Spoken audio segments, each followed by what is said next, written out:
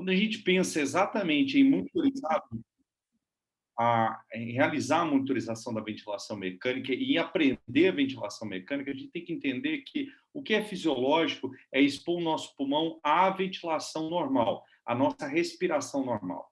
Ou seja, o que acontece? Quando eu pego um pulmão que está exatamente com uma pipa intrínseca, executada pelo fechamento da glote, e eu passo um tubo orotraqueal nela e coloco uma máquina para trabalhar, essa máquina pode desencadear em cima desse pulmão uma corrente de lesões em cima desse pulmão.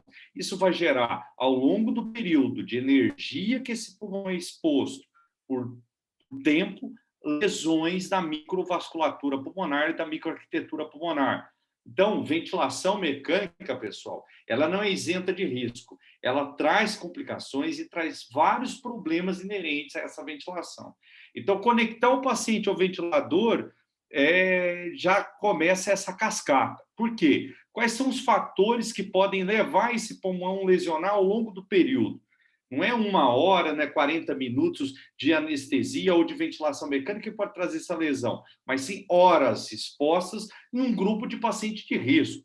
Então, se eu tenho um pulmão exposto, por exemplo, a baixa PIP ou alta PIP, alto volume corrente ou alta frequência respiratória, a pressões exacerbadas do pneu peritônio, isso durante a cirurgia, isso pode trazer uma cascata de lesões. Mas aí, quais seriam essas lesões? Pode ser, por exemplo, um biotrauma, que é exacerbado por esse tempo de exposição à ventilação mecânica, que vai esgarçar esse alvéolo. Pode ser, por exemplo, associado a excesso de fluido. Pode ser, por exemplo, pela CIR cirúrgica. Isso tudo vai acarretar. Então, para a gente evitar esse grau de lesão pulmonar, a gente tem que trabalhar ali, é claro, com volumes correntes de 6 a 8 ml por quilo. Hoje a gente sabe que até 10 ml por quilo, respeitando o que é chamado drive pressure, que eu vou explicar daqui a pouco, menor do que 15, eu consigo evitar esse grau de lesão, evitar PIPs excessivas ou fazer recrutamento. A gente sabe hoje que recrutar o paciente,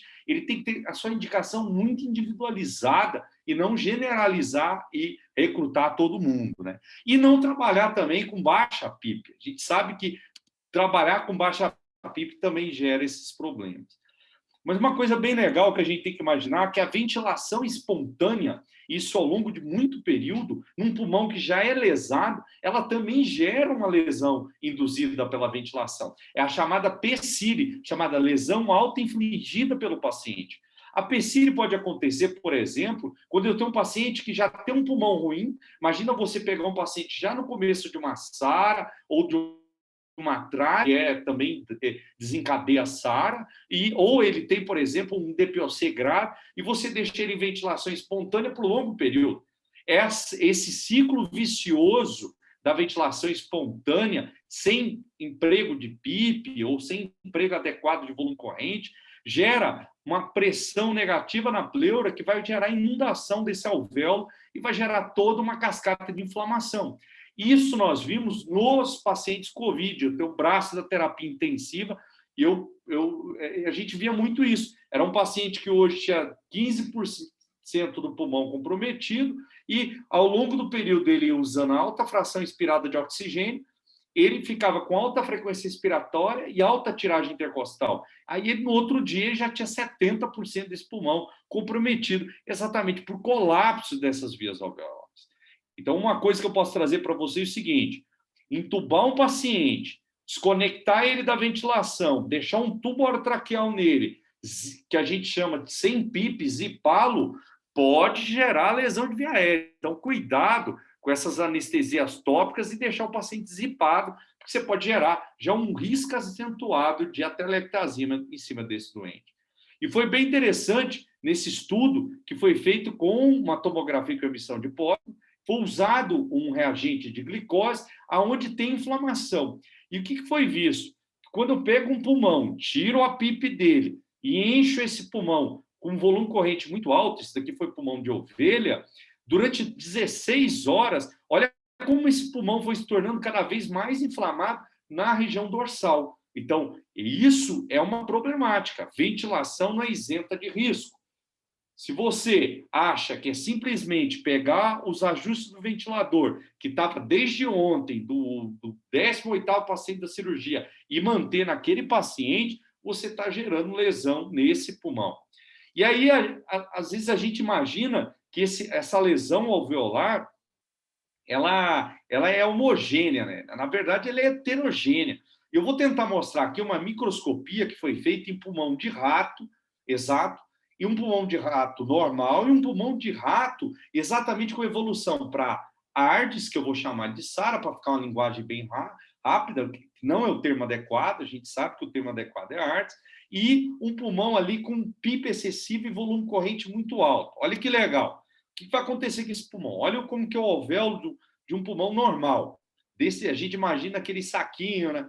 É diferente. Aqui é os sacos alveolares, os capilares alveolares ali. Você vê que tem a expansão. Existe aqui o movimento de complacência e elastância, que eu vou explicar também. Aqui o deslizamento entre um componente bronquiolar e o outro. Olha que legal, olha como esses alvéolos estão adequados durante essa ventilação. E aqui um pulmão lesado. Esse é um pulmão lesado. Olha como que, quando a gente não adequa o volume corrente, como abre muito esse alvéolo e esse daqui não abre tanto. Você viu que está todo cheio de sanguinho ali em torno, não é? Então, exatamente a famosa alteração, ventilação alveolar com colapso e expansão inadequada. Olha como que acontece. Tem pulmão alvéolo que abre muito e tem outros que não abrem.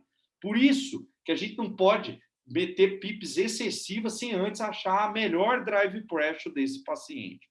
Mas para a gente ventilar, a gente tem que ter um conhecimento básico da minúcia da ventilação mecânica. Se a gente for analisar, a ventilação mecânica tem princípios básicos. Eu não vou me ater a todos os detalhes, mas eu vou estar trazendo aí exatamente os detalhes primordiais que vocês têm que ter de conhecimento.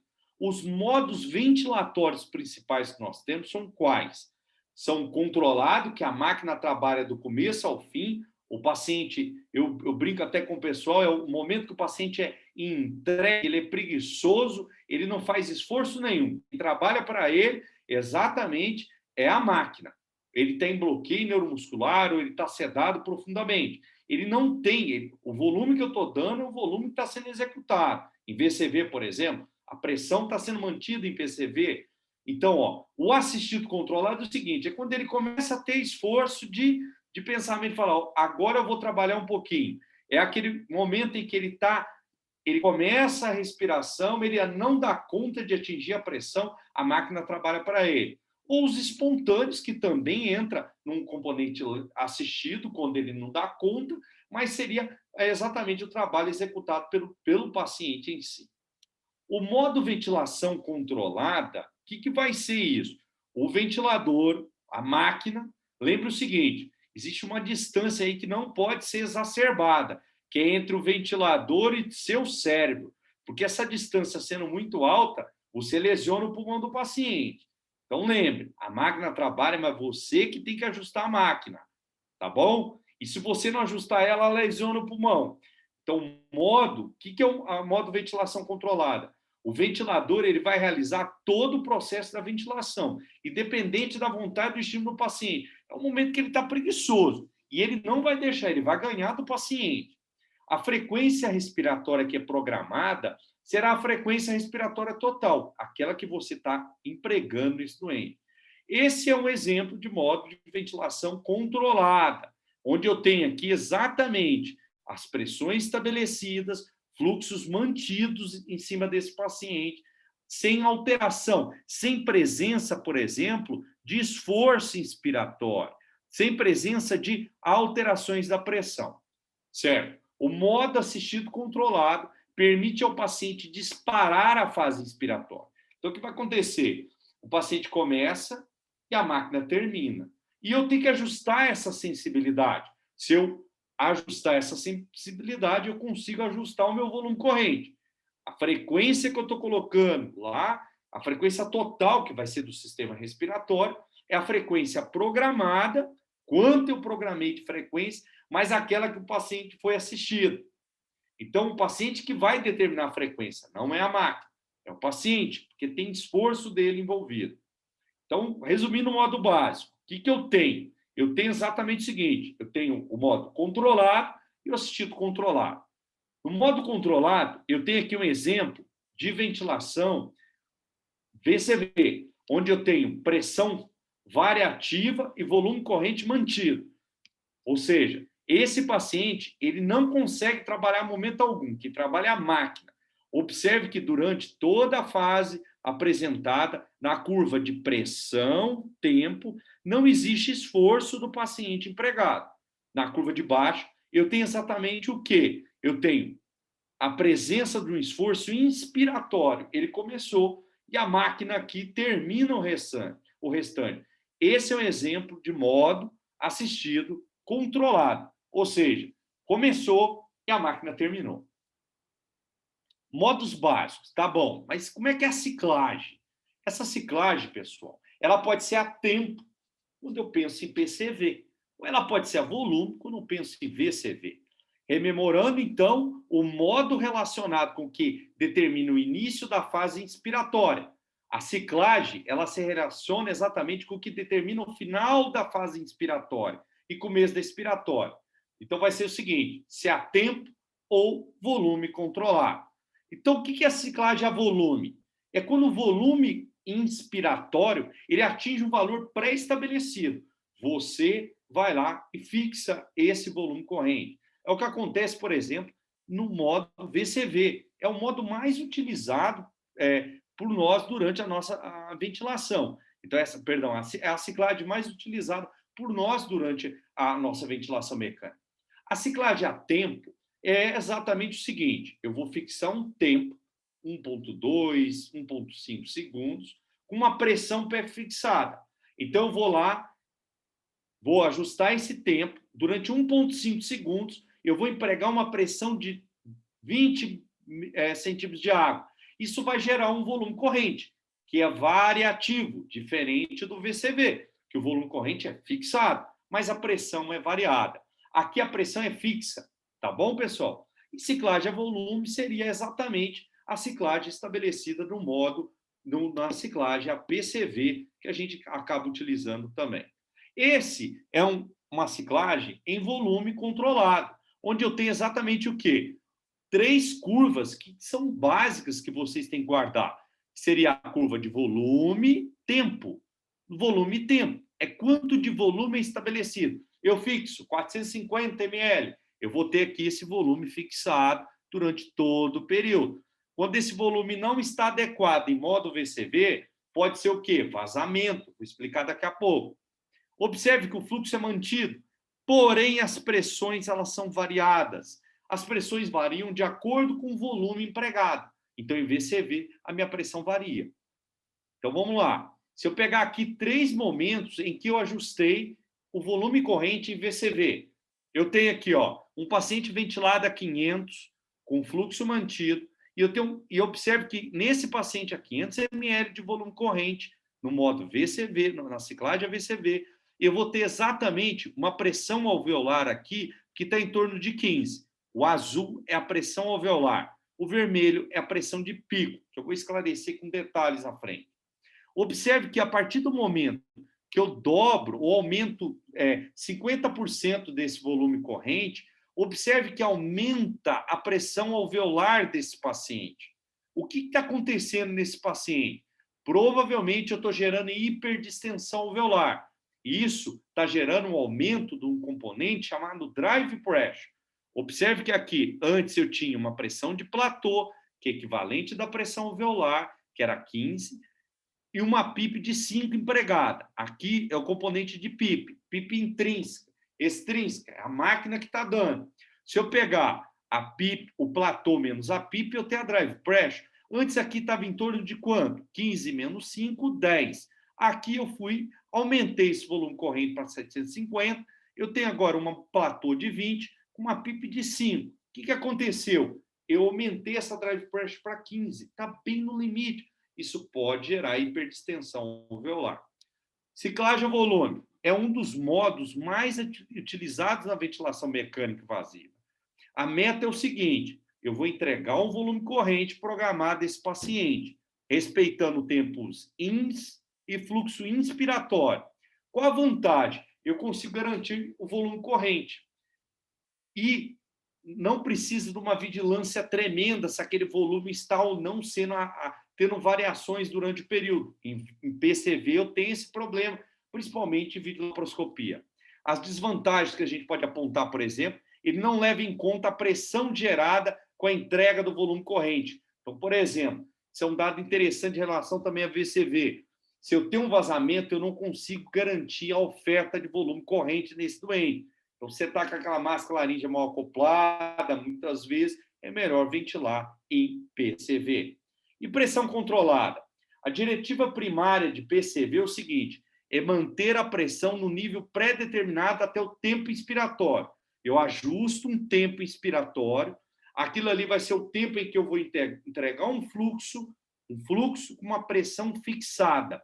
Vai gerar uma distensão desse alvéolo, por causa daquele tempo de 1,2 segundos, e vai gerar um volume corrente, até atingir esse valor de volume corrente. O disparo é a tempo, ou pelo paciente. O fluxo é livre, a gente usa fluxo decrescente, na maioria das vezes, no aparelho de anestesia, que a gente não consegue ajustar a curva de fluxo-tempo. Tá bom, pessoal? A ciclagem é a tempo, o volume garantido não é garantido nesses doentes, muitas vezes. Então, vamos lá. Se eu pegar o PCV, o que eu tenho de característica? O volume corrente dele é variativo. O termo correto é variativo. Eu consigo garantir mais volume corrente. Estava errado ali. Outra coisa que vocês têm que lembrar, em PCV, eu consigo limitar essa pressão. Então, numa situação de broncoespasmo ou ar desimportante, às vezes é melhor ventilar em PCV. Problema, em PCV, eu não consigo fazer um cálculo da mecânica pulmonar, muitas vezes, de forma adequada. Por quê? Eu preciso zerar o meu fluxo para eu conseguir o cálculo adequado, zerar a curva de fluxo, para eu fazer um cálculo adequado na minha pressão alveolar. Isso a gente não consegue, muitas vezes, no nosso aparelho de anestesia. Então, a gente acaba usando mais o quê? VCV. Não é isso que a gente acaba utilizando? Exatamente. Mas tem diferença, Thales? Ventilar em PCV e VCV? Não tem. Não tem diferença, tanto para o grupo obeso como para o grupo pulmão lesionado ou pulmão não lesionado. O grupo não lesionado seria a maioria dos anestesias que a gente faz.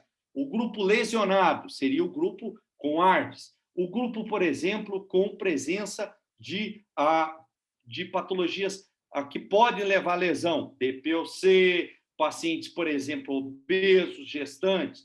Ou seja, não tem diferença ventilar em PCV e VCV.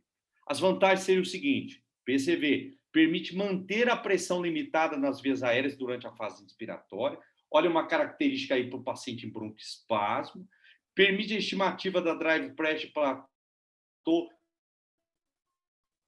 em tempo real, porém você tem que zerar o fluxo. E esse é um problema que a gente tem no nosso aparelho de anestesia.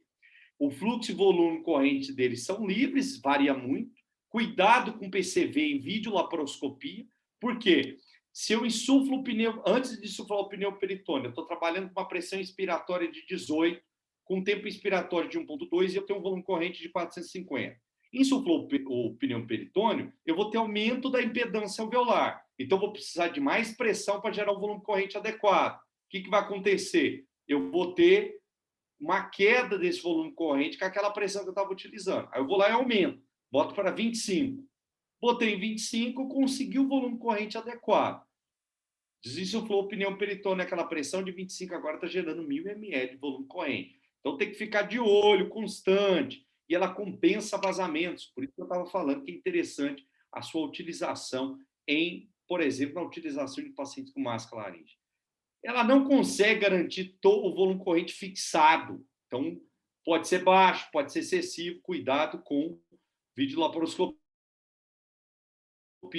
Existe maior atenção ao volume corrente adequado.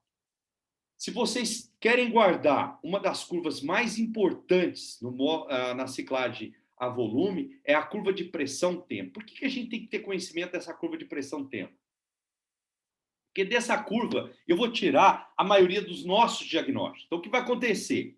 Essa curva ela tem fases. Fases em que eu consigo fazer diagnósticos fáceis durante a nossa monitorização da ventilação mecânica. Então, o que vai acontecer? Eu tenho uma fase inspiratória, onde eu vou ter uma pressão máxima, que é chamada pressão de pico, que é a pressão de grandes vias aéreas, que é correspondente ao sistema canalicular. Canalicular, eu vou pensar em brônquios. Então, quando eu tenho uma obstrução de via aérea, um broncoespasmo, a fase em rampa inicial ela vai ficar bem ascendente com o aumento da pressão de pico. A pressão alveolar ela é equivalente da pressão de platô, elas são equivalentes.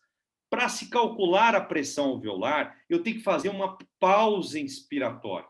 Nos nossos aparelhos de anestesia, eu não sei qual que vocês têm, mas nós temos um botão que vocês vão utilizar que é chamado tempo de pausa inspiratória. Ele vai estar em sigla em inglês, ele vai estar em TIP, TIP, e você vai aumentar esse tempo de pausa para 50%. Aí vai aparecer naquela curva de pressão tempo uma pausa. Essa pausa vai ser equivalente à pressão alveolar. E aí você consegue fazer o cálculo da mecânica pulmonar do seu paciente. Então, eu fiz aqui uma pausa inspiratória, zerei o fluxo, eu vou ter a pressão que está lá distal, do meu sistema de elastância, na minha impedância alveolar, que é chamado de pressão alveolar ou pressão de platô. Se eu pego exatamente a pressão de platô menos a PIP, eu vou ter o quê? O componente elástico pulmonar. Se eu pego a pressão de pico menos o platô, eu vou ter o componente resistivo. Se eu aumento muito a minha pressão de pico e a minha pressão de platô mantém-se, eu tenho um aumento da pressão resistiva de via aérea. Se eu tenho aumento da minha pressão de platô e o aumento da minha pressão de pico em correlação, eu tenho um paciente com aumento da elastância e queda da complacência, numa situação, por exemplo, de ARDS ou um pneuperitone exacerbado. Tudo isso que a gente está falando é para evitar a complicação pulmonar. Só para você ter ideia, pessoal, a complicação pulmonar ela aumenta em 5 dias a taxa de internação em UTI em paciente. E a probabilidade de readmissão desse paciente, quando ele complica, ele vai para uma reintubação, ele faz pneumonia, ele faz, por exemplo, uma ARDS pós-operatória, pode chegar em 12% dos casos. Isso aumenta custo, isso é um negócio que a gente tem que ter cautela, porque é o seguinte, se eu tenho um paciente que tem um pulmão ruim, ele é obeso, eu vou lá e faço uma ventilação totalmente errada nele, eu posso aumentar essa taxa de complicação pulmonar e aumenta em custo. Se esse paciente, por exemplo, evolui para uma traqueostomia, pode chegar em torno de 120 mil dólares. Lembrando que o dólar agora está bem caro, viu, pessoal? Pode chegar até 700 mil aí. Vamos analisar mais uma vez essa curva de pressão tempo. Opa, essa curva é fundamental para o nosso conhecimento de ventilação mecânica, no que se diz respeito aos cálculos da mecânica pulmonar. Vocês vão escutar muito esse termo, mecânica pulmonar. Mas o que seria? Como que eu faço esses cálculos? Então, vamos tentar entender. Isso daqui é um exemplo de um paciente em ciclagem AVCV, por isso que eu tenho pressões variativas, e eu tenho aqui a pressão de pico, que é a pressão canalicular, e a pressão de platô desse paciente. Eu consigo, através desses dados, juntamente com a PIP e volume corrente, calcular o que é chamado complacência desse paciente. Lembre, quando eu utilizo a minha pressão de platô, eu estou calculando a minha pressão, a minha complacência estática. É do componente estático desse paciente. A complacência dinâmica também é utilizada, eu vou explicar daqui a pouco. Quais os valores que eu vou guardar? A complacência estática, ela varia de 50 a 80, ou de 50 a 100 em algumas referências também. A resistência de via aérea ela é menor do que 12. E ela é calculada exatamente como? Eu vou pegar a pressão de pico, então vou pegar a pressão resistiva de vias aéreas, pressão de pico, menos a pressão de platô, dividido pelo fluxo. No caso aqui, esse paciente tem uma resistência de vias aéreas em torno de 10. Então, tá legal. Qual o problema que esse paciente pode ter? Vamos lá. Eu tenho um volume corrente aqui empregado para ele de 500 ml, eu pego o volume corrente para calcular a pressão, a complacência estática, vou pegar o volume corrente e vou dividir pela pressão de platô menos a PIP, que é a pressão de pausa, pressão alveolar. Ou seja, eu vou pegar o meu volume corrente e vou dividir pela minha drive pressure. Eu vou ter o quê? O paciente aqui, no caso, tem uma complacência baixa, visivelmente, e está ventilado com volume corrente bem excessivo aí, que a gente vai poder alterar. Outra curva que a gente tem que analisar é a curva de fluxo-volume. Por que eu tenho que saber dessa curva? Na maioria das vezes, a nossa curva é uma curva descendente, quadrada, zerando. Por quê? Essas curvas quadradas e sem descência, sem descendência, é uma curva que normalmente aumenta a pressão de pico. Isso é mais para ventiladores de UTI. No ventilador de anestesia, a gente não acaba utilizando muito esse modo. Mas é importante lembrar disso, tá bom, pessoal? Essa é uma curva de fluxo-volume, perdão, de fluxo-tempo em ventilação espontânea. Observe que a fase inspiratória ela não é fixada, ela é ondulada, porque o paciente está fazendo esforço nesse caso. Olha o que legal. Como eu tinha dito para vocês, para realizarmos exatamente a monitorização da ventilação mecânica, da mecânica pulmonar, eu tenho que fazer a famosa pausa inspiratória. Essa pausa é feita num paciente que não tem esforço. Claro que hoje tem outros conceitos de PMUSC e tal, mas eu não vou atentar a esses detalhes, porque senão a gente vai aprofundar mais ainda em ventilação mecânica. A gente pode discutir isso depois. Mas para a realização do cálculo da pressão alveolar, da minha pressão de platô, o meu paciente não pode estar em ventilação espontânea. E ele não pode ter esforço, porque pode falsear esse valor. E também a pausa tem que ser adequada. Nos aparelhos de UTI, nós utilizamos uma pausa de 2 a 3 segundos. Da anestesia, a gente vai lá e aumenta o tempo de pausa inspiratória para 50%, 50%, 60%. Ele vai fazer uma pausinha lá que eu falei para vocês. Certo? Só que quando eu não faço isso de forma adequada, eu posso falsear a minha pressão de platô. Olha aqui. A pressão de platô aqui, ó, não foi feito o tempo de pausa adequado. Eu fui lá e deixei 10% só. A pressão de platô mostrada é 20. Só que a pressão real que é calculada depois do ajuste é 15. Olha o impacto que eu estou tendo aí no cálculo da minha mecânica pulmonar. Isso pode gerar erros de amostragem. Agora, outro problema. Para fazer a pausa inspiratória, então, o pulmão encheu. Encheu, fiz uma pausa inspiratória. Eu não posso ter vazamento. Porque se tiver vazamento, eu não vou conseguir zerar e manter fixada aquela pressão inspiratória. Então, vai falsear também a minha pressão de platô e o meu cálculo. Então, lembrem desse outro detalhe. E as complacências, né? Vocês podem estar me perguntando se as complacências têm diferenças. Tem sim, pessoal. Existe complacência dinâmica e complacência estática. O que é complacência dinâmica? Que no aparelho de anestesia vai aparecer lá essa palavra, complacência dinâmica. Ela é relacionada ao pico de pressão de via aérea. Ela é resultante da pressão de pico. Ela mede o quê? A impedância total do sistema respiratório. Mas para a gente avaliar melhor o sistema pulmonar, eu preciso da complacência estática, que é através da pressão de platô, volume corrente dividido pela drive pressure. Complacência estática é relacionada à pressão de platô, a segunda pressão aferida, que é equivalente à pressão alveolar, ou seja, ela indica a dureza do sistema respiratório. É nada mais, nada menos do que a impedância do sistema alveolar. Se a minha impedância do sistema alveolar está comprometida, eu estou avaliando através da minha complacência. Lembre que o inverso da complacência é a elastância, que é a tendência de recolhimento elástico desse pulmão.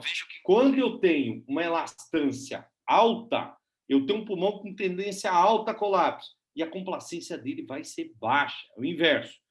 Aqui eu tenho 3 curvas prováveis de pacientes que a gente pode estar pegando aí, de pacientes com alteração na curva de pressão-volume, que eu vou explicar mais à frente. Mas observe, essa é uma curva normal de pressão-volume. Para uma certa pressão, eu consigo gerar um volume corrente. Quando o paciente tem baixa complacência e alta elastância, eu tenho um paciente com desvio da curva para a direita. Então, ele está desviado aqui para a direita.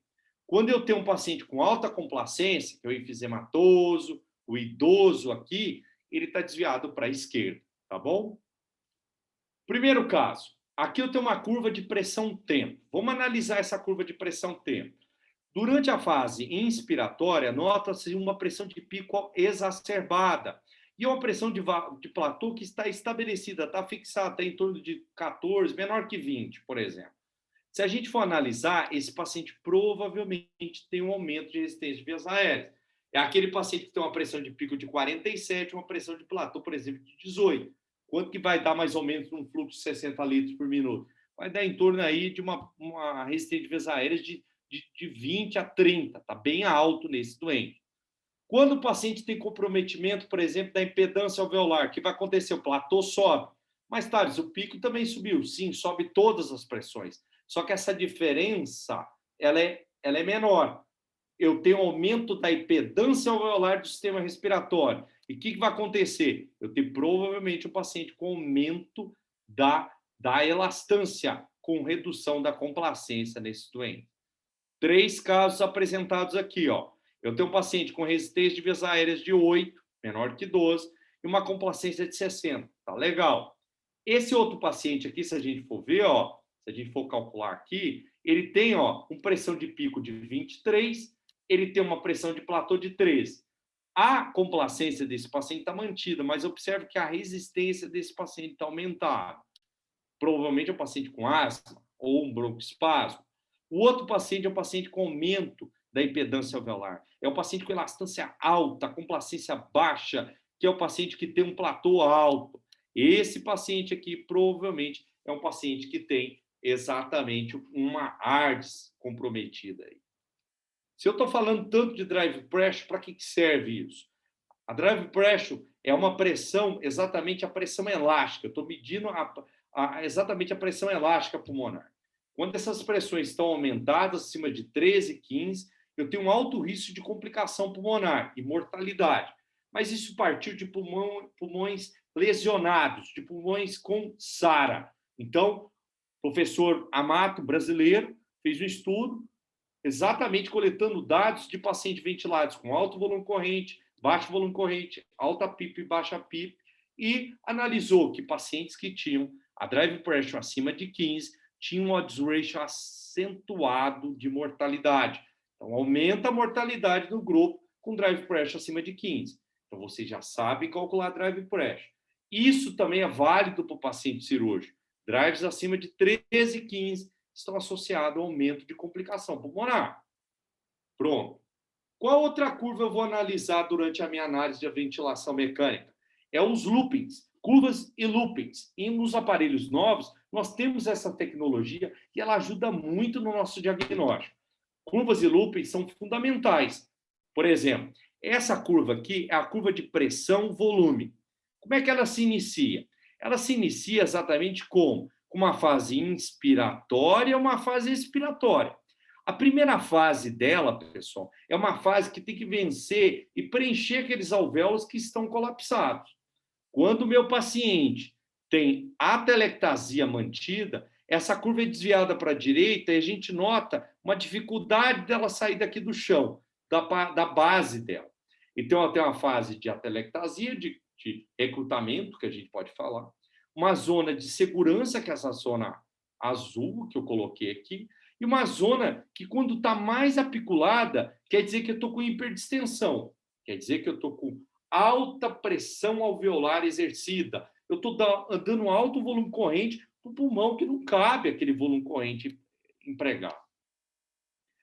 Ainda continuando com a curva de PV, eu consigo fazer vários diagnósticos em cima dessa curva. O que eu consigo fazer, pessoal? Isso aqui é bem legal, você pode usar na prática de vocês. É o conceito de stress index, ou seja, o conceito de uma variável de estresse pulmonar, de estresse exercido sobre aquele componente alveolar ou componente canalicular. Analisando essa curva, é uma análise fotográfica, vocês não vão calcular o stress index, vocês não vão calcular. Mas o stress index, ele é o seguinte, quando essa curva de PV, a fase inicial dela, ela é plana, mantida, perdão, ela é ascendente e retilínea, provavelmente eu tenho um paciente com stress index 1, tá tudo legal, pressão, PIP, complacência tá legal, não estou com atelectasia. Quando eu tenho uma curva de pressão-tempo, e essa curva de pressão-tempo mostra uma corcova nela, nesse paciente, eu tenho um stress index maior que 1. Provavelmente eu estou dando muito volume corrente nesse paciente, tá bom? Esse paciente aqui, no caso, eu tenho que reduzir o volume corrente. Quando eu tenho essa convexidade aqui presente, eu vou ter exatamente o paciente com estresse índice menor que 1. Esse paciente aqui está com baixo volume corrente ou baixa PIP a ser analisado. E é isso que é calculado. Estresse índice é baseado numa curva de pressão-tempo. Só que ela é variativa, pessoal. Ela é calculada em alguns aparelhos. Só que os aparelhos da anestesia não calculam. A gente tem que fazer uma análise fotográfica dele durante esse período. Então, vamos ver um paciente normal. Vamos lá. Vamos traçar aqui um raciocínio para ficar bem medular para vocês. Eu tenho aqui uma curva de pressão-tempo.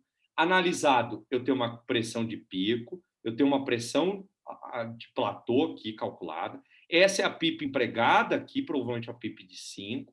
Observe que esse paciente ele tem a fase ascendente bem retilínea. Então, o que eu tenho? Tem um paciente aqui, provavelmente, com stress index igual a 1. Ele está dentro daquela zona azul que eu coloquei lá no começo, da curva de pressão-volume. Então, ele não está hiperdistendido e nem com desrecrutamento.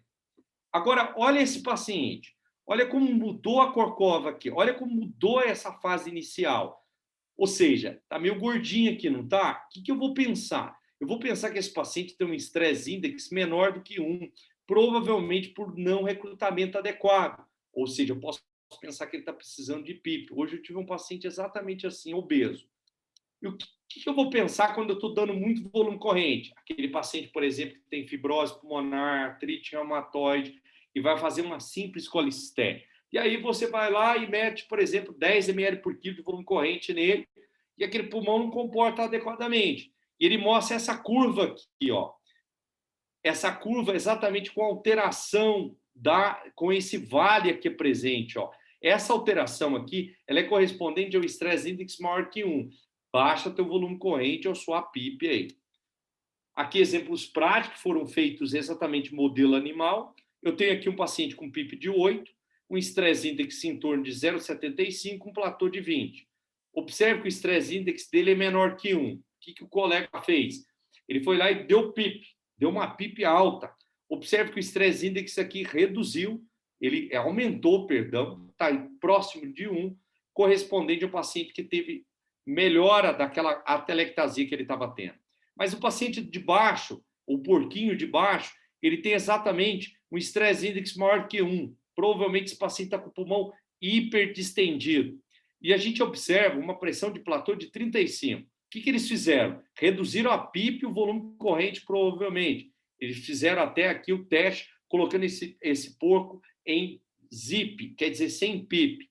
O que observou-se? Um stress index em torno de 1 e uma melhora dessa fase inicial da curva. Então, ó, querem guardar? Essa imagem ela é bem didática para vocês guardarem exatamente as 3 apresentações do stress index. Menor do que 1, igual a 1 e maior do que 1. Certo? A curva de PV traz vários pontos cruciais para o nosso entendimento. Mas vamos para a curva de fluxo-tempo. O que ela tem? Ela tem uma fase inicial, que é uma fase inspiratória, quadradinha lá, né? Porque eu coloquei normalmente uma ventilação controlada. Esse é o modo do paciente. E ela vai ter uma pausa inspiratória, que você vai estar fazendo, uma pausa inspiratória. E aqui a fase exatamente expiratória, onde essa fase, pessoal, ela tem que zerar. Quando ela tem dificuldade para zerar, ela tem uma grande dificuldade de ser liberada, eu tenho patologias, eu tenho problemas ali. Então, vamos entender o que acontece? Uma delas é que acontece no paciente asmático, no paciente DPOC, enfisematoso, em que eu oferto alto volume corrente, ou deixo ele em ventilação espontânea com bloqueio neuromuscular residual. Cuidado com bloqueio neuromuscular residual em paciente DPOC asmático, porque eles fazem exatamente o aprisionamento de ar.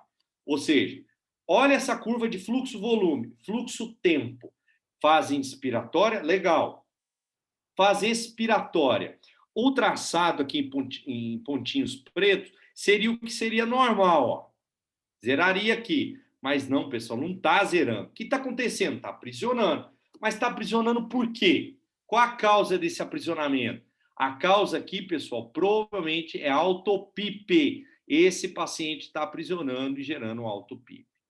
Já mostrei essa curva de Lupes, de PV. Não esqueçam. fase inspiratória e fase expiratória. Legal. Mas vamos entender ela também? O que eu posso aprender dela? Dessa curva, eu consigo fazer diagnóstico se o paciente está, por exemplo, com complacência baixa, se ele está com complacência aumentada, se ele está com vazamento, se ele está com água no circuito. Eu consigo fazer todo esse diagnóstico. Outra curva utilizada também é uma curva de fluxo-volume. Essa curva eu consigo fazer diagnóstico de água no circuito, de broncoespasmo e também diagnóstico de vazamento. Então, vamos entender aqui. Vamos lá. Esse paciente, eu tenho uma curva de pressão, volume. Fase inspiratória vai de boa. A fase expiratória não se completa. Opa, o que está acontecendo com esse paciente? Aí eu vou aqui, ó, na curva de fluxo, volume. Fase inspiratória, a fase expiratória não se completa. Esse paciente provavelmente está com vazamento do circuito, volume expiratório menor do que o volume inspiratório. O que eu tenho que analisar? Se o cuff não está insuflado adequadamente, se eu estou, por exemplo, com o capnógrafo rachado, se eu estou com problemas no filtro expiratório, se a minha traqueia está rasgada, seria uma das hipóteses a serem traçadas aqui. Outro dado que eu posso utilizar é verificar o selamento da máscara laríngea. O que o pessoal faz? Passa a máscara e faz alta pressão. Gira a válvula pop-off lá, gira aquela válvula, bota 40, 60, aperta e vê se vaza. Vai acontecer esse vazamento mesmo, pessoal. Vai acontecer, está dando pressão inspiratória de 60, como é que eu testo adequadamente? Passo a máscara, insuflou o cuff da máscara, se ela foi insuflada ou não, por exemplo, essa Air aqui, ela não precisa, né, insuflar, ela já vem pré-moldada, mas se você quiser, você pode ajustar. Então, você passou a máscara, acoplou, ligou na ventilação mecânica. Texto, como é que você vai testar? Você vai ver a curva de fluxo-volume ou de pressão-volume. E aqui vai aparecer, ó, aqui o paciente, ó, com alterações, ó. Quando eu pego uma pressão inspiratória em PCV, botei ele a de 23, não vaza nada. Só que eu fui lá e aumentei essa pressão. Começou a vazar com a pressão aumentada. Observe que não fecha a curva. Fui lá reduzir um pouquinho essa pressão. Qual o ganho que eu tive aqui?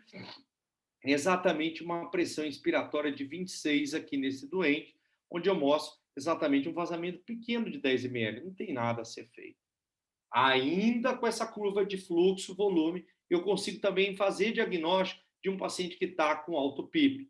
Observe que a fase inspiratória e expiratória, ela deveria zerar nesse ponto. Ela não zera, ela zera um pouquinho mais para baixo. Isso provavelmente é o diagnóstico de alto PIP, certo? Na curva de PV, eu consigo fazer diagnóstico também de broncoespasmo, ou aumento de resistência de vias aéreas. Eu tenho uma fase inspiratória, que ela tem que se completar exatamente nesse ponto, que parte de PIPs existentes, ou PIP de 3 a 5. Se eu, como aqui não estou empregando nada de PIP, ela vai e zera ali. Olha o que está acontecendo com esse paciente. Tem uma dificuldade exatamente na exalação. Esse pulmão provavelmente está com resistência aumentada. Na curva de fluxo, volume também. Olha que legal. Hoje nós tivemos exatamente, eu não consegui tirar essa foto, desculpa aí, que eu deveria até ter inserido isso. Tivemos um paciente que fez broncoespasmo. A curva de capnografia mostrava alteração do ângulo alfa, o ângulo alfa mais aberto, ou seja, a rampa ali presente na capnografia. Quando nós fomos lá na curva de fluxo-volume, nós observamos uma curva de expiração com dificuldade de eliminação. Ou seja, depois nós fizemos salbutamol via tubo, observamos uma melhora aqui na expiração desse doente. Agora, olha esse outro caso. Esse é um paciente que foi submetido a uma cirurgia torácica e ele ia fazer exatamente uma drenagem de abscesso. Foi feita intubação seletiva. Durante a intubação seletiva, esse paciente subitamente evoluiu com grande dificuldade de ventilação mecânica. O volume corrente dele baixou para, por exemplo, para quase 90% que era estabelecido. Estava ventilando 100 ml, 80 ml. Não conseguimos ventilar. Se checamos, fomos lá na curva de fluxo-volume, a curva era exatamente essa. O que eu vou pensar? Quando eu tenho uma queda brusca da minha fase expiratória, eu posso estar pensando em rolha, em presença de obstrução no fluxo de via aérea. Uma obstrução mecânica. E aí, o que aconteceu? Não conseguimos ventilar com o broncocárdio, tiramos o broncocárdio, subitamente passamos um tubo orotraqueal. Quando foi passado o tubo, não ventilava também com o tubo. Aí, o que foi feito? Checaram todo o circuito, será que o problema no aparelho paciente estava quase parando? Quando foi feita a tentativa de aspirar, não conseguia aspirar também. Tiramos o tubo. Quando tirou o tubo orotraqueal, era isso que estava obstruindo o paciente. Isso daqui era a secreção que obstruiu totalmente o fluxo desse paciente. Muitas vezes vocês se deparam também com essa curva de fluxo-volume. O que é isso daqui, pessoal? Fica onduladinha, ela vai e volta e parece que ela está com microgotas ali. Isso daqui é a água ou secreção do circuito. Então, o que vocês têm que fazer aqui? Ó? Vai lá, pega a traqueia, esvazia ela, se a traqueia não for descartável. Se vocês trabalham com traqueia descartável, eu sou de hospital público, eu sou de hospital público e hospital particular, mas no público eu só tenho traqueia descartável, não tem, só traqueia reaproveitável, não tem traqueia descartável, não. E muitas vezes acontece isso aí. Por quê? Porque o sistema de circuito fechado acaba retendo muito vapor e acaba acumulando isso daí. Certo. A gente vai amarrar o nosso conceito agora com um conceito bem legal, que é o conceito de mechanical power. O que seria isso? A gente sabe que a ventilação mecânica ela não é isenta de risco, como eu estou falando desde o começo da aula para vocês. Ventilar um alvéolo, expor esse alvéolo ao volume corrente de forma exacerbada ou com frequências respiratórias exacerbadas não é fisiológico. Fisiológico é o que a gente está fazendo agora, inspirando e expirando com baixo volume corrente adequado. A nossa cirurgia libera várias citocinas. A ventilação mecânica também libera citocinas desse alvéolo. Existem várias formas de lesionar o alvéolo. Eu posso dar alto volume corrente e fazer volutrauma. Eu posso dar baixas PIPs e fazer atelectotrauma, ou usar alta FO2 também, ventilar com FI a 100%, pode fazer atelectotrauma. Eu posso fazer um biotrauma, que é um conceito novo que eu vou explicar, que tem correlação ao mechanical power, ao cálculo do mechanical power, os efeitos tóxicos do oxigênio e o barotrauma. Na época que estabeleceu-se a ventilação mecânica da SARA, era prudente passar a dreno torácico bilateral pela quantidade de PIP que era usado e volume corrente. Já fazia drenagem torácica exatamente primitiva aí desses pacientes. E a gente evoluiu ao longo dos anos, né? Em 73 teve exatamente a premissa do barotrauma, altos volumes correntes, PIPs excessivas. Volume corrente exacerbado também foi lesionando. E aí a gente começou a ver que, não só isso, também a ventilação por longos períodos, imagina um alvéolo que é acostumado a ter baixo volume corrente, um volume corrente bem homogêneo, agora tem uma máquina que dispara volumes correntes numa pressão que não é natural. Isso gera o quê? Um conceito novo de ergotrauma. O que é ergotrauma que surgiu em 2016? É que a energia que é dissipada do ventilador para o alvéolo vai gerar lesão alveolar nesse paciente. E aí veio esse contexto, esse conceito de mechanical power. Meu Deus do céu, vou ter que guardar essa fórmula? Não, calma, vou facilitar a vida de vocês. Então, o que é esse conceito de mechanical power? O que gera o grau de lesão pulmonar? Daquilo que mantém o pulmão aberto, daquilo que mantém a resistência do pulmão, daquilo que acelera as partículas do ar, então é fluxo aumentado, e os componentes do parênquima. Isso tudo, pessoal, vai gerar lesão induzida pela ventilação mecânica. Isso vai gerar energia. E energia, ao longo do tempo, gera lesão. E aí eles tiveram essa ideia. Um cara chamado Gattinone, lá na Itália, pegou exatamente e analisou o seguinte: o que pode gerar energia ao longo do tempo no pulmão? Aquilo que distende o pulmão. O que distende o pulmão mesmo? Pressão alveolar, certo? O que move o pulmão? O que move o ar? É o fluxo, frequência e pressão de pico. E daquilo que mantém o pulmão aberto é PIP. Então, tudo isso pode gerar aumento da energia para aquele alvéolo. Essa energia vai ser dissipada. Vai gerar o que nesse alvéolo ao longo do período? Lesões, pessoal. Então, eles pegaram lá um porquinho, sempre os porquinhos sendo alvos, né? Pegaram os porquinhos e fizeram o seguinte: pegaram esse porco e foram ventilando ele ao longo do período e analisaram o seguinte, com alto volume corrente e alta PIP. Pegaram esse porco e foram observando que o pulmão dele foi lesionado ao longo do período. O que aconteceu, pessoal? Isso a gente vê. Sabe aquele paciente da neurocirurgia que não tem lesão no pulmão e ele não foi estubado, mas ele foi para a UTI e está lá 24 horas, 36 horas entubado em ventilação mecânica, com volume errado, PIP errada, e ele vai começar a ter, por exemplo, vai fazer uma tom, por exemplo, de tórax, aparece o pulmão todo velado. O que está acontecendo com esse doente? Será que ele está fazendo pneumonia? Pode ser, mas pode ser também lesão induzida pela ventilação. Porque é o seguinte, essa energia essa energia, que é quem que desencadeia essa energia para o parênquima pulmonar? Pressão, volume corrente, PIP, fluxo, frequência. Tudo isso vai gerar força, que por sua vez vai gerar ruptura ao longo do tempo nos alvéolos. O alvéolo vai esgarçando. Esse esgarçamento do alvéolo, pessoal, claro, com uma força, com intensidade mantida por longo período, vai desencadear nesse alvéolo ruptura e inundação por um negócio chamado metaliproteinases, que vai inundar esse alvéolo e vai gerar lesão. E aí os caras começaram a analisar os cálculos disso. E aí veio essa fórmula enorme aqui. Então, vocês querem calcular o mechanical power, vocês têm que saber calcular essa fórmula. Não, vocês podem ter um jeito mais fácil. Então, vamos tentar simplificar essa fórmula, porque ela é bem mais difícil. A fórmula que eu utilizo é o seguinte: mechanical power, se eu quero saber se ele está alto, então vou lá, está alto, eu tenho que ajustar o volume corrente, tenho que ajustar a PIP, tenho que ajustar, por exemplo, a frequência. Mechanical power é igual ao quê? A conversão que foi feita em centímetro de água em joules por minuto, 0,098 vezes o volume corrente. O volume corrente aqui, pessoal, vou colocar em litros. Então, está lá ml. Está 500 ml, eu vou colocar 0,5. Fechou? Eu vou pegar a pressão de pico menos a drive pressure dividido por 2. Pego a pressão de pico que está no meu ventilador.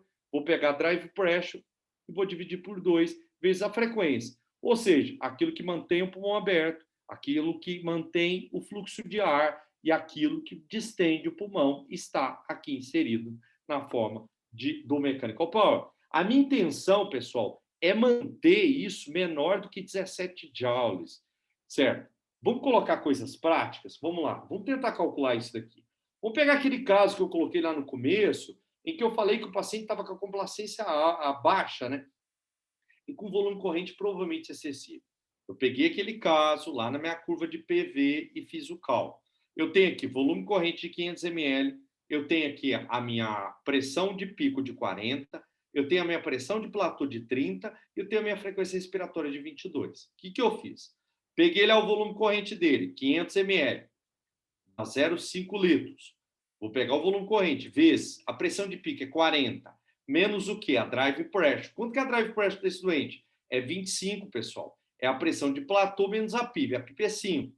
Então, vai dar 25 dividido por 2 vezes a frequência. O mechanical power desse doente está 29,64. Está alto. Qual a sugestão que eu passo? Melhor reduzir esse volume corrente e tentar trabalhar aí num volume mais baixo. Vamos ver esse caso real aqui? Vamos lá, olha que legal. Esse é um caso em que eu tenho exatamente o seguinte: eu tenho um paciente que tem um volume corrente de 350, ele tem uma frequência de 18, ele tem uma pressão de pico de 32 e ele tem uma PIP de 5.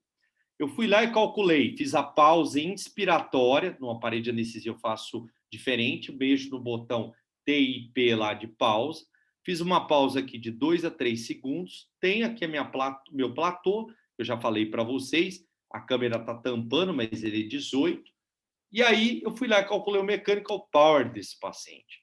Qual é o cálculo? Eu tenho aqui um paciente com um mechanical power de 15, então tá legal, estou ventilando ele direitinho, não tem problema algum com a ventilação dele até que se prove o contrário.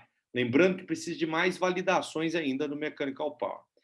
O mesmo paciente, eu fui lá e mexi nesse paciente, aumentei o volume corrente para 500, o meu platô subiu, porque a minha drive pressure, a minha impedância alveolar aumentou, e aí o que aconteceu com esse doente, pessoal? O meu mechanical power foi para 19. Olha o impacto do volume corrente em cima de ventilação. Então, cuidado quando você deixa isso por longo período. O Ari, junto com o grupo dele do ARDSNet, baseado em estudos retrospectivos, analisou que há uma forte associação de mechanical power acima de 17 com mortalidade de paciente com pulmão lesado. Então, a gente começa agora a tratar que pulmão lesado com a mechanical power alta provavelmente está associado ao aumento da mortalidade. Só que eu preciso declarar de ensaios clínicos randomizados, multicêntricos, para eu poder bater esse martelo ainda. E é isso que acontece. Lembrando que não é só isso, ventilar, frequência respiratória alta também pode aumentar. Olha que legal isso daqui, pessoal. Olha o que aconteceu com esses pacientes que tinham mechanical power acima de 15, 17 aqui. O que foi acontecendo com o pulmão desses porquinhos? Né? Mais uma vez, os porquinhos sendo alvo aí. Então, se a gente quiser finalizar aí nossa discussão, é o seguinte: a gente tem que reconhecer que ventilar adequadamente não é generalizar, eu tenho que individualizar. Posso trabalhar, Thales, com volume corrente de 8 a 10 ml? Posso. Posso sim, desde que a minha drive pressure esteja o quê? Menor do que 15. Lembre disso. Tem que sempre, frequentemente, claro, analisar a sua, o quê? Monitorização da ventilação. Tem que ver se ela está adequada. Se você não está lá, deixa esse paciente com o pulmão muito, o quê? Colapsado, ou, por sua vez, um pulmão muito hipereado. A meta é manter a ventilação protetora para reduzir, é claro, as complicações pulmonares dos pacientes cirúrgicos aí que vocês estiverem aí anestesiando ou, por sua vez, estiverem também com os pacientes de UTI. Obrigado, pessoal. Nem precisa dizer que foi excelente, né? A aula. Obrigado, Dani. Eu acho importante, Thaleson, assim, a introduzir esses conceitos até para a nossa prática do dia a dia, porque tem esse paradigma, né, de que, e esse dogma dessa lacuna existente entre o anestesiologista e o intensivista. A gente se aproximar mais dessa realidade, tentar fazer uma ventilação protetora, né, de que a gente consegue também diminuir complicações pulmonares, né, se nós instituirmos, né, o aspecto fisiológico e mantivermos, né, boas práticas médicas na nossa rotina diária, né, ao ventilar um paciente. Uma dúvida, Thales, até do nosso curso de ventilação que eu fiz com vocês em fevereiro, eu me lembro bem que na questão dos cálculos, né, da pressão de platô, porque alguns ventiladores nossos, eles são bem antigos, né? São aqueles da GE, que eles não têm a curva de fluxo, não mostram nada, né? A gente só dá o basiquete. Tem alguns aqui que tem só oxigênio e protóxido, para tu teres noção, né? Aquele 7.100, sim. E se assuste. E a gente tentando até implementar com muita batalha, muita briga, adquirimos alguns draggers agora, alguns carry stations um pouco mais avançados. E eu me lembro bem até a questão do recrutamento, né? A forma ideal da gente recrutar quais pacientes, que eu acho que a gente não... Se tu puderes dar uma ajuda aí para a gente, quando recrutar. E outra coisa, no cálculo, esse cálculo ele é feito somente no momento para calcular a pressão de platô. Depois a gente instituiu o quê?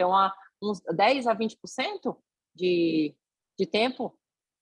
Vamos lá. Para manter durante todo o cálculo.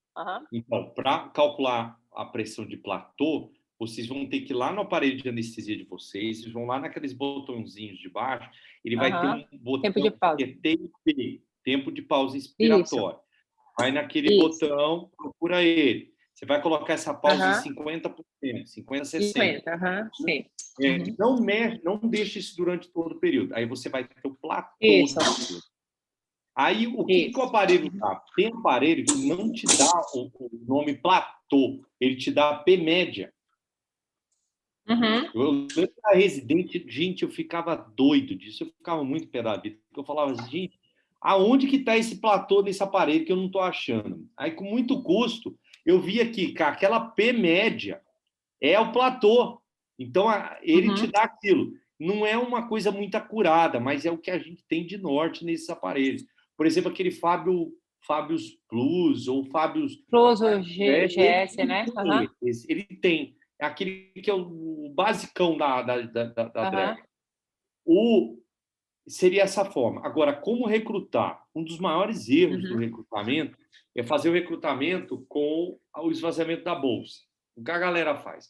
Fecha a válvula, vai lá, fecha a válvula e bota uma pressão altíssima na mão, 60. Enche de oxigênio e aperta. Esse esvaziamento, a bag squeeze, ela é, infelizmente, heterogênea na manipulação do pulmão. Não é recomendado. Então, como que nós podemos fazer para recrutar? Vou mostrar como é que recruta, depois eu falo como é que pode ser estabelecido aí a indicação. Eu vou recrutar da seguinte forma, adequadamente. Eu vou fechar a válvula, vou deixar ela em 30, porque a pressão, vou deixar em manual e vou deixar em 30. A pressão que eu estou empregando ali, pessoal, na válvula, é a pressão inspiratória. Ela vai ser equivalente à pressão alveolar. Então, eu estou dando 30 de pressão. Para pulmão não lesionado, quer dizer o seguinte, pulmão não de SARA. Eu não vou fazer isso na SARA, pessoal. Pulmão não lesionado, que é o pulmão do obeso, ainda não lesionado. Pulmão de obeso, da gestante, pulmão do idoso, pulmão do efizematoso, enfim. Eu vou fazer isso. Eu vou fechar a válvula, vou deixar lá 30, e vamos supor que você está ventilando com uma PIP de 6, e o cara está saturando 85, 87 naquela bariátrica lá. Aí você começou com 4 de PIP, que é o que a gente começa agora depois do estudo ProBase. Aí eu fui lá 4, taquei 30 na válvula pop-off, deixei 30 segundos. Fiz isso, vou incrementar 2 de PIP. Esse é o recrutamento incremental. Não vou apertar o balão, vou fechar a válvula e vou deixar isso. Feito isso, volta para controlado, eu vou incrementar 2 de PIP. O que eu tenho que ter ganho?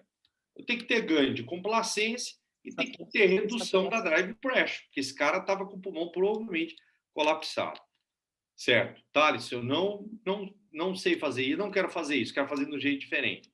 Se o aparelho tem PCV, tem. Se ele tem PSV, se ele tem PSV, você vai lá e vai colocar o paciente PSV. Você vai zerar a pressão de suporte dele, zero. Zerou, você vai lá na PIP dele, vai botar 30 de PIP e deixa o cara. Aí você zera a sensibilidade. O que vai acontecer? Vai fazer a mesma coisa que a gente fez agora em manual. Só que tem aparelhos, por exemplo, tem um aparelho da Drag que chama Perseus. Ele tem um botão chamado CPAP. Você vai lá e aperta esse botão e coloca quanto CPAP você quer. 30, 40, 50. A gente começa com 30. Isso é para pulmão não lesionado. Agora, antes de você recrutar, para você não ter o problema que o estudo a ART teve, que foi o grupo de recrutamento de paciente com SARA, que é parada cardíaca, você tem que ver se o paciente não está hipotenso, se ele não está hipovolêmico. Antes de recrutar, cautela, tem que ver se o paciente está hipotenso. Se você recrutar um paciente que está hipotenso e está hipovolêmico, você vai piorar ainda mais, ele vai ficar mais instável e você vai ter consequências em cima disso. Essa é a dica que eu dou para vocês. É 2 formas de recrutamento que são mais acessíveis para vocês. Tem milhares de formas. Na UTI, a gente faz, uma porrada de recrutamentos e que são muito variativos. Agora, se você tiver um paciente que tem uma SARA, está na UTI, ele vai fazer uma laparô, e ele chega para você no centro cirúrgico e ele começa a ficar ruim, você não consegue pronar esse cara. Você não vai pronar o paciente com a barriga aberta. Como é que você vai fazer? E o cara está hipoxêmico. Então, você vai lá, coletou uma gás. A relação PF do cara, a relação PO2 e FO2, está menor do que 300. Está, por exemplo, lá 110, 120. Tá? Ele está saturando 85. E eu estou dando EFI de 100%. O que eu faço com esse cara? Aí é diferente. Você pode recrutar esse cara. Porque esse paciente, pessoal, eu não tenho como fazer o recrutamento melhor que existe, que é prona. Então, vou ter que fazer o quê? Vou ter que pronar ele de outra forma, vou ter que recrutar ele na mão. E o recrutamento aqui tem que ser decremental. Então, eu vou jogar a PIP para 20 e vou reduzir nessa PIP e eu vou lá e deixo ele controlado.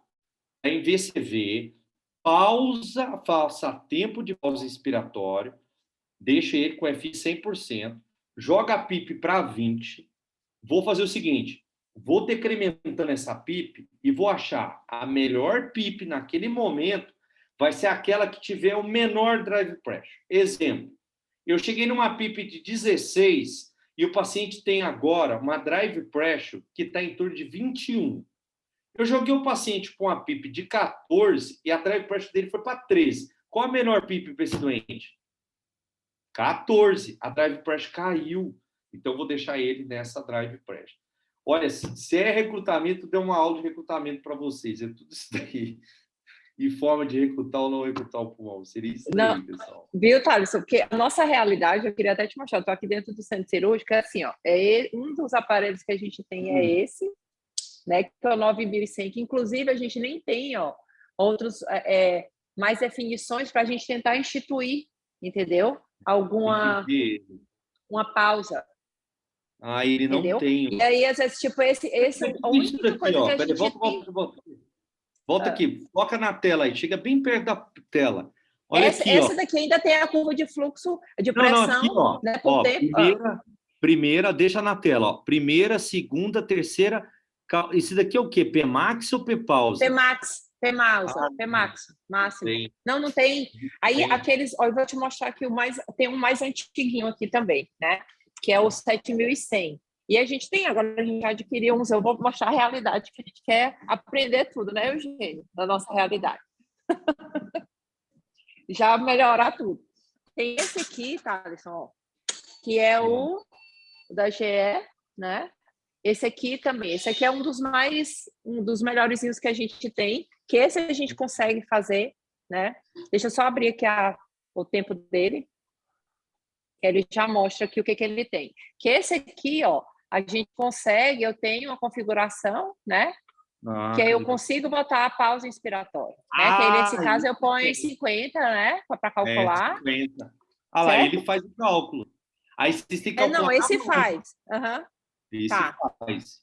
Esse faz, é isso que eu estou falando. Porque esse, inclusive, ele tem o modo, né? Ele tem os modos de ventilação, que também a gente tem o modo, né, controlado, assistente controlado, e tem o PSV. Esse é o melhorzinho dos básicos que a gente tem, né? Que aí, nesse caso aqui, para recrutar um paciente, a melhor forma que tu achas é a gente mexendo na válvula ou aqui no PSV? Válvula. Mexe na válvula, melhor. Porque o PSV na válvula põe 30, né? E deixa em manual, né? Deixa em manual. Sim, aí 30 segundos, né? E aí incrementa. Faz isso para incrementar. E aí já cada 2 de PIP, né? E aí você incrementa com 2 de PIP. A melhor PIP vai ser aquela que melhorar a complacência e melhorar a drive pressure também. E, claro, melhorar a oxigenação.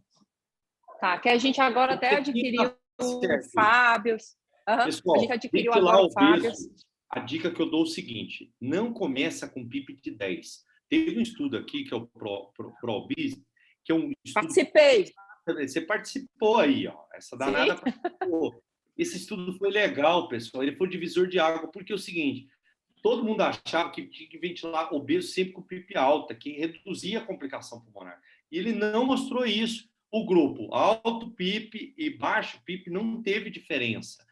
Então, o que eu trabalho atualmente? Todos gordinhos. Posso falar? Aqui não é tão aberto, né? Falei gordinho, desculpa. A gente trabalha com... 4, 5, né? Trabalha com 4 de PIP. Eu trabalho com 4 de PIP. E aí eu faço isso para todo mundo. Agora, eu não gosto, por exemplo, teve um estudo com baixo volume corrente para cirurgia abdominal, como foi legal. Os caras trabalhavam com 2 de PIP, né? Aí eles estão apelando também nessa situação. Acho que não é bem válido. Aí a nossa realidade. Aí a gente tem agora uma realidadezinha um pouquinho melhor, tem um primozinho. Não fala mal dele. Esse é muito bom. Esse tem eu gosto dele também. Ele tem, tem loop. Tem loop. Bota os residentes para fazer as coisas lá. Esse daí dá. Não, amanhã vai ter a Marina, tá de folga, que amanhã tá de pós-plantão, mas na próxima ela vai ser minha residente, eu vou fazer interrogatório nela. Aí você me manda, a gente discute. Mando sim. Bom, uma coisa que é legal, uma dica que eu dou para vocês seria, por exemplo, em situações de cirurgia torácica extremamente desafiadoras, Por exemplo, sabe aquela esofagea daquele paciente que tem um... Não sei se às vezes vocês calculam, mas é interessante que eu cobro do pessoal isso. Aquele VF1 PPO, quanto que vai tirar do pulmão no por exemplo, lobectomia? Se o cara tem um VF1 PPO muito baixo, às vezes esse paciente é ruim para manejar a ventilação monopulmonar dele. O que eu faço? Eu pego 2 aparelhos, é doideira, né? Mas eu pego 2 aparelhos.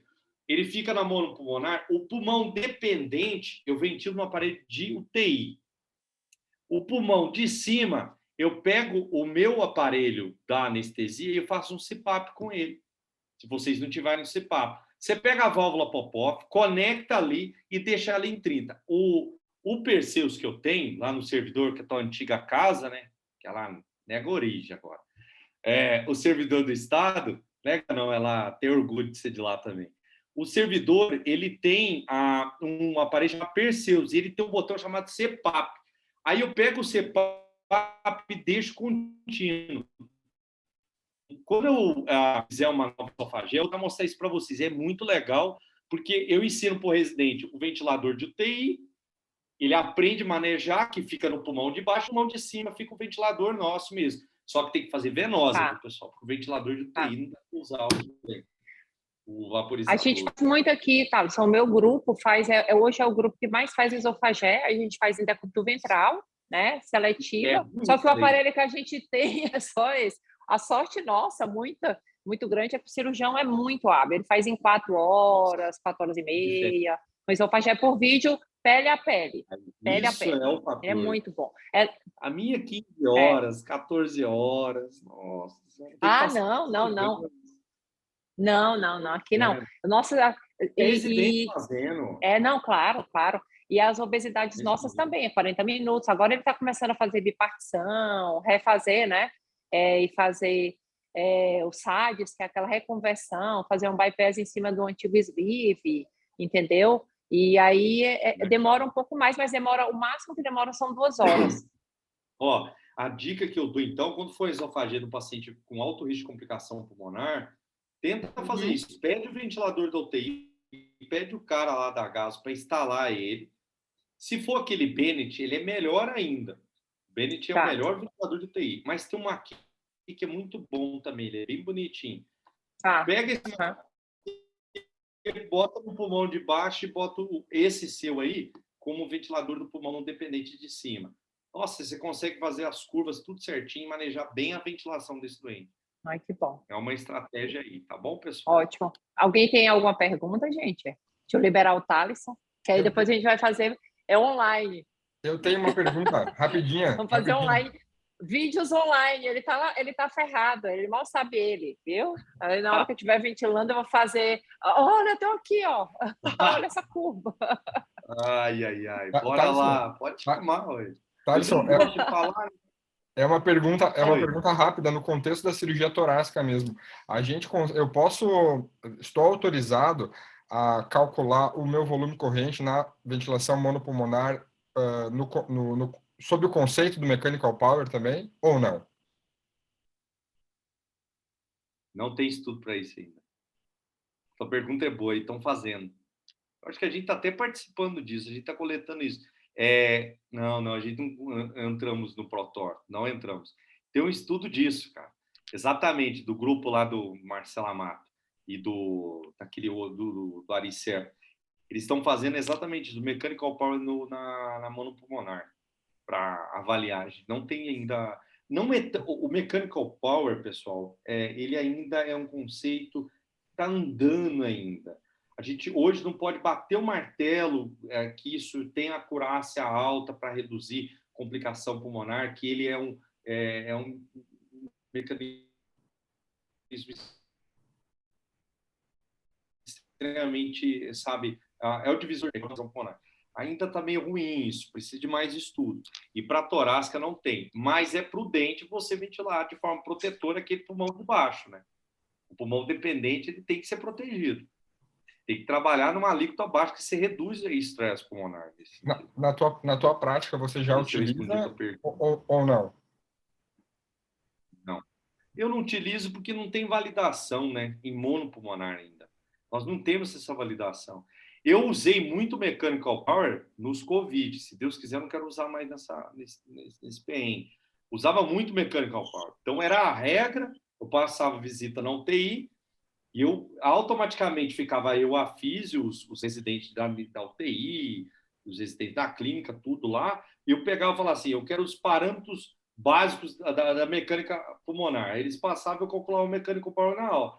Reduz o volume corrente, eu reduz a frequência, a gente fazia isso rotineiramente. Então, até que hoje eu faço até medular esse negócio, porque de tanto que eu fazia todo dia. Já tem 30 dias que eu não faço nenhum cálculo Mechanical Power, viu? Em UTI. Legal.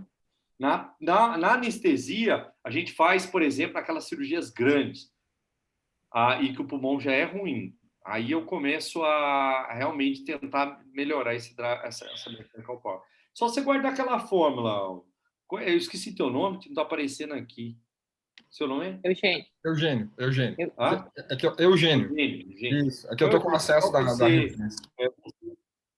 É só você fazer esse cálculo lá e ver. Normalmente é porque o teu volume está meio alto ou porque a tua frequência está alta. Seria uma forma de você fazer. Pega na aula, vocês gravaram a aula, pega a aula lá. Na aula tem os exemplos. Só você usar os exemplos, você calcula facinho ali. Eles têm que calcular amanhã isso, viu, Dani? Bota isso para calcular aí. Amanhã, sim, com certeza. Só porque a Marina está de folga amanhã. Amanhã eu ia ter uma monstré amanhã, acabei de suspender ela. Era às 7h30, suspendi. Falei para os caras, vocês vão entrar com o sinal que esse paciente já morreu mesmo. Amanhã provavelmente eu vou fazer besteira só. Amanhã não vou ser um dia de adrenalina, não. Mais uma pergunta, pessoal? Quando tiver adrenalina, pode partilhar com a gente. Eu partilho. Né, Eugênio? Vocês têm Swangans aí? Não. Não, né? Swangans. Seria legal. Quando tiver umas esofagés dessa aí, se eu fosse em Passo Fundo, eu ficava um dia, eu ia entrava no centro cirúrgico. A gente já pediu, tem essa coisa que estamos só aguardando a compra, né? O pedido via hospital para poder adquirir, para assim que tiver, você vai vir especialmente passar uma semana em Passo Fundo. Fazer uma temporada em Passo Fundo. Eu quero ir no frio. Pois venha. Comprar uns vinhos. Vai ser muito bem-vindo. Você tem que arrumar um jeito de trazer. Sim, eu já te disse. Eu quero comprar uns vinhos mais baratos aqui, que aqui está muito caro. Mais alguma pergunta, pessoal? Acho que não, né? Eu acho que não. Acho que à medida que forem surgindo, a gente vai fazer a prática junto com eles também, né? Mas queria te agradecer mais uma vez, né? A aula extremamente didática para os conceitos, mais uma vez provando o quanto você é brilhante, o quanto a gente pode sempre estar aprendendo mais. Muitíssimo obrigada, tá, Thalisson? Por ter tirado esse tempo, né, para partilhar teu conhecimento conosco, pela disponibilidade de sempre, tá? E a porta aberta, é o que eu digo para o João, deixou a porta aberta agora, para fechar, tá ferrado. Agora não fecha mais, né? Obrigado, pessoal. Quando vocês quiserem vir para São Paulo, que quiser ficar 1 ou 2 dias aí, ter contato conosco lá, ver uma cirurgia diferente, eu fico 2 dias no servidor do Estado. Quiserem ficar lá comigo, avisa, manda recado, eu vou lá, arrumo um jeito de vocês entrarem, acompanha a cirurgia comigo, acompanha os meus residentes lá. A casa está bem cheia agora, porque está cheio de residente externo, a gente está tendo vaga, eu estou negando por semana um pedido de estágio, está bem difícil lá, mas pessoas assim igual vocês, que é residente de uma amiga minha aí, eu aceito na pauleira aí, pode vir que vocês vão ser bem recebidos aí. Tá bom? Obrigado, Muitíssimo pessoal. Obrigada. Boa noite. Obrigada, Thalisson. Tchau, até logo.